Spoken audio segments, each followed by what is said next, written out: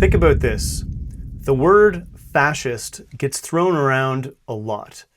Trump's a fascist, Meloni's a fascist, I'm a fascist, you're a fascist. Anyone who wants strong borders, lower taxes, or a government that actually stays in its lane, fascist.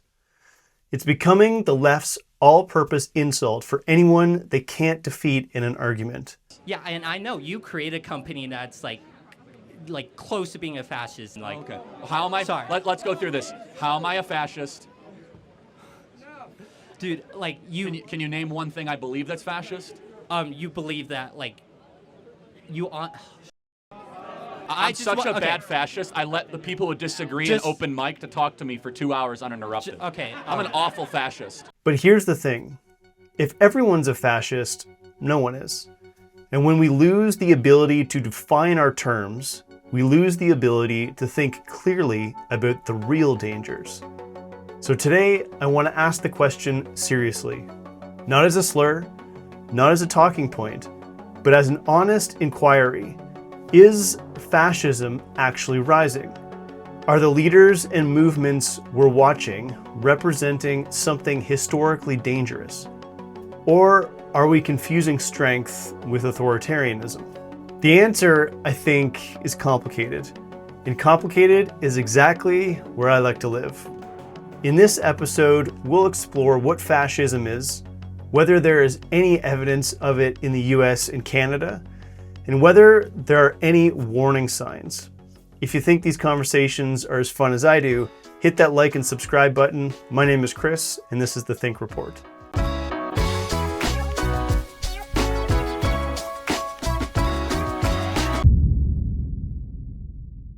Before we can answer the question, we have to define the term, because most people using the word fascist couldn't tell you what it means. Fascism, historically, is a specific ideology. It emerged in early 20th century Europe. It has identifiable characteristics. There are a ton of academia that have modeled the characteristics for us. Umberto Eco outlined 14 common features of fascism. This is one of the most quoted frameworks in academia. Key elements include cult of tradition, rejection of modernism, disagreement framed as treason, fear of difference, appeal to a frustrated middle class, obsession with plots and conspiracies, selective populism, newspeak or simplified language that limits nuance. Eco argued fascism can return in fragments, not necessarily in identical historical form. In a related model by Robert Paxton, he identifies the stages of fascism. It starts as intellectual exploration. Then it starts to root itself in the political systems through affiliations with existing alliances. Then seizure of power, exercise of power, and then finally radicalization or entropy. Paxton focused less on ideology and more on the behavior, especially the abandonment of democratic norms once in power. However, there's something missing from these models. They assume fascism only occurs in the far right. Technically, I believe most academics would claim that true, although fascism is so remarkably similar to Marxist communism that although they're not the same thing, they definitely rhyme. I think this discrepancy is largely academic, but there is a technical reason behind it. A typical Marxist platform includes a one-party state, a state-controlled economy, political repression, strong us versus them tribalism, and an explicitly anti-capitalist stance. The only feature on that list that supposedly does not apply to fascism is the state-controlled economy. And that distinction feels a little pedantic. Let me illustrate here. Take the banks in the US and Canada. They're heavily regulated, yet no one argues that regulators therefore own them. Legal ownership and regulatory control are treated as separate things. In a fascist system, which is an extreme ideology, regulation moves to the extreme. In the case of the Nazis, the state can decide who may own a business, who may buy or sell it, what it produces, and where the profits go. These features are explicitly stated in the Nazi Party platform. When control becomes that extreme, ownership becomes meaningless. You can say someone owns something on paper, but if the state ultimately decides how it's used and who may keep it, that ownership becomes conditional. At that point, the difference between control and ownership begins to feel more theoretical than real. So there might be a difference in academia between fascism and Marxism, but in reality, the outcome is kind of the same. Before you jump on my argument, I know there are lots of differences between fascism and Marxism. But if one of the largest differences is still somewhat immaterial when applied to the real world, again, I think it's safe to claim that fascism and Marxism definitely rhyme. So now, tell me, which of those boxes does Trump check? Which ones does Maloney check? Let's take Trump. Since he's the most common target, is Trump nationalist? Yes, the tariffs illustrate that.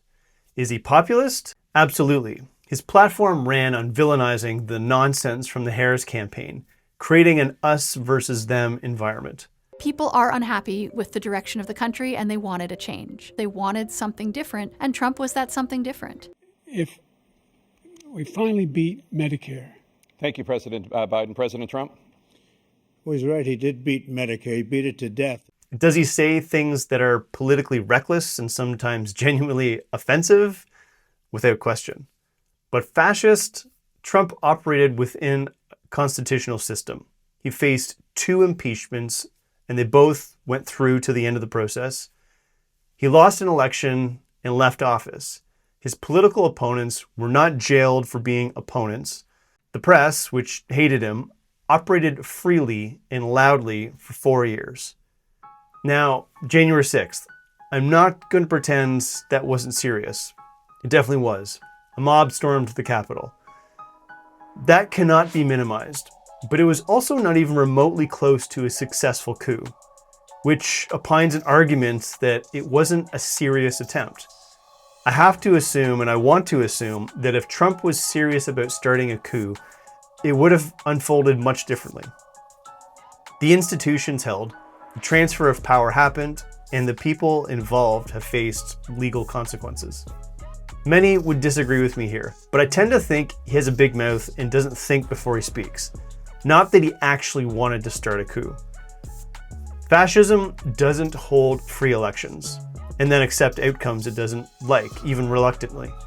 Fascism doesn't have a functioning Supreme Court ruling against executive tariff regulation. Fascism doesn't have a free press screaming bloody murder from every platform 24 hours a day. What Trump represents is something real but different. An aggressive, norm-breaking populist that deserves scrutiny from the Fourth Estate, just like every other government. But calling it fascism isn't analysis, it's a lazy slur that shuts down thinking. Now let's go north, because I think Canada is where things get more interesting and where legitimate warning signs are showing up. And I can say this as a Canadian. Under Justin Trudeau, we watched the federal government invoke the Emergencies Act to freeze bank accounts of truckers who were honking horns and holding signs. They were very annoying, don't get me wrong here, but they were not making bombs. They were not committing violence, they were protesting. And the government's response was to cut off their financial lifelines without a court order. Think about that. A liberal democracy freezing citizens' assets for peaceful political protest. We've also watched a steady erosion of free speech protections. Bill C-11 gave the government expanded power to regulate online content. So I should just mention that it's passed, the bill has passed, it's received royal assent, so it is now law in this land. What do you think of it? We think it's basically the same bill that it was 2 years ago. There's still some major flaws. And from our perspective, the 2 big concerns are that it does give the CRTC considerable power to regulate user videos and podcasts and TikToks as if they're TV and radio as broadcasting. The Online Harms Act proposed some of the most sweeping speech restrictions in Canadian history, including provisions that critics argued could apply retroactively. And guns. Canada doesn't have a gun problem, yet Canada has steadily moved towards a handgun freeze and an assault-style weapons ban, with confiscation as the end goal. Reaction to the federal government's recent expansion to its ban on firearms has been mixed. Gun control groups say it doesn't go far enough, while firearm rights groups say it's an overreach and targets lawful gun owners, including hunters. The Liberals say the goal of the ban is to end gun violence. Now, law enforcement is, of course, on the front lines of that fight. And joining us now is Global's crime commentator, Hank Nzinga. Hank, thanks so much for speaking with us today. Hey, good morning, Miranda. Thanks for having me on. All right, so you have decades of experience in law enforcement. You were with the Toronto Police Service for 34 years. From what you've seen in your experience serving, where do the majority of weapons that are involved in gun crimes here in Canada tend to come from? Yeah, the vast majority of weapons, and it's always been true, have come across the border from the United States through the different border crossings. And Hank, how many would you say are traced back to lawful gun owners here in Canada? Obviously, you don't have to give a specific amount, but is there a percentage? Is it high? Is it low? What are we talking here? I believe lately the numbers, over 90% of the recovered crime firearms are from the United States, and less than 10% are stolen here in Canada or come from lawful gun owners here in Canada. Now, you can have principled disagreement about gun policy, but when a government systematically removes the ability of citizens to defend themselves while simultaneously expanding its own power to survey and restrict them, you should at least be asking questions. Don't get me wrong, none of this is actual fascism, but it is a pattern and it does move in that direction. A pattern of a government that trusts itself more than it trusts its citizens. It's a government that reaches for restriction before it reaches for dialogue or data. That uses emergency powers for political convenience. Power is a zero-sum game. When the government becomes more powerful, citizens become less. That pattern should make you uncomfortable, regardless of your politics. So where does this leave us? Is fascism rising or not? Here's my answer. We're not seeing a rise of fascism. We're seeing a rise of illiberal tribalism. That means we're moving away from the center, away from liberalism, and we're more likely to occupy the ends of the political spectrum. It happens on both sides. After decades of more and more countries becoming liberal democracies, meaning democracies that prioritize individual rights and try to ensure that everybody gets treated equally by the law, the world has seen a reversal. There is a decline in liberal democracies around the world. That's what this chart is showing. Fresh concerns about the restriction of rights in Hungary. Israeli lawmakers declaring that only Jews hold the right to self-determination. Judges say Poland's judicial independence is being violated. Modi has been heavy-handed with the Indian media and voices of dissent. You may recognize Johnny Harris. I like him. We don't share the same politics, but I appreciate the investigations he does. And I think that he says some interesting things. He came up with his own list of fascism characteristics, which I think is inferior to the list we discussed earlier. In his chart, he's saying that in the West, our countries are built on individual libertarian rights and equal opportunity for all. And we're seeing a decline of that. I agree that some research suggests a rise in fascist beliefs in groups. But I would suggest that the increase has more to do with the rise in Marxism than fascism. Based on 2024 polling, modern popularity between these two ideologies shows that while both are generally unpopular, American voters are more likely to express preference for communist-associated ideas over fascist ones, with significant divides based on age and political affiliation. Additionally, a 2006 survey indicated that 25% of sociology professors identified as Marxist. In my personal social circle, I have friends, plural, that openly identify as Marxist. On the flip side, I have never met anyone who has ever openly identified themselves as fascist. As we identified earlier, there are few differences between fascism and Marxism. In reality, they look exactly the same, with similar warning signs. Castro begins to implement the first major changes in Cuba. Well, in the beginning, most of the population was expecting a change. Castro, always when he was in the mountains, he promised free election in 18 months. There is not communism or Marxism in our ideas.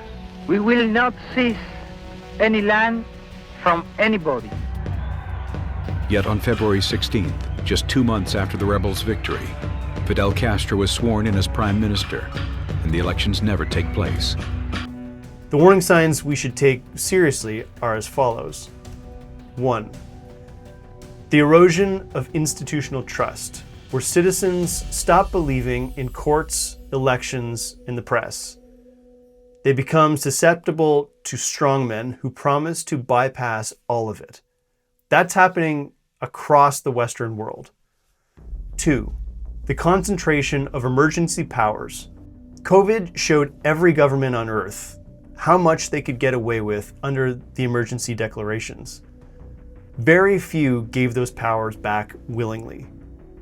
3. The suppression of dissent through economic means. You don't need a secret police if you can deplatform someone, freeze their bank account, or destroy their career. 4. The collapse of the political center. When moderate options disappear, people are forced to the extremes. And extremes happen on both sides, and they're also where the dangerous ideologies live. These are real trends. They deserve attention. But the appropriate response to real trends is real analysis, not calling everyone you disagree with a Nazi.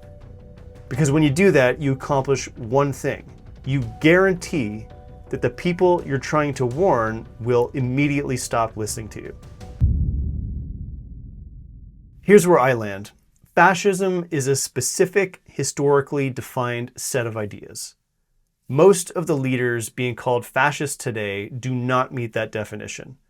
And intellectually, lazy name-calling has made it harder, not easier, to identify and resist authoritarian tendencies, whether they exist on the political left or the right. But those tendencies do exist, and pretending that they don't because you're afraid the left cries wolf too much is also equally reckless. Strong leadership is not fascism. Nationalism is not fascism. Disagreeing with the progressive consensus is also not fascism. But a government that freezes bank accounts, restricts speech, eliminates the ability to self-defend, and expands emergency powers without accountability, that is a government worth watching very carefully. The federal government has invoked the Emergencies Act to supplement provincial and territorial capacity to address the blockades and occupations. Think about what your politicians are saying and doing. Be precise. Ask them to be precise. Demand evidence. Hold people accountable, including the ones that you voted for. Remember, power is a zero-sum game. When your governments get more, you get less. Think about that.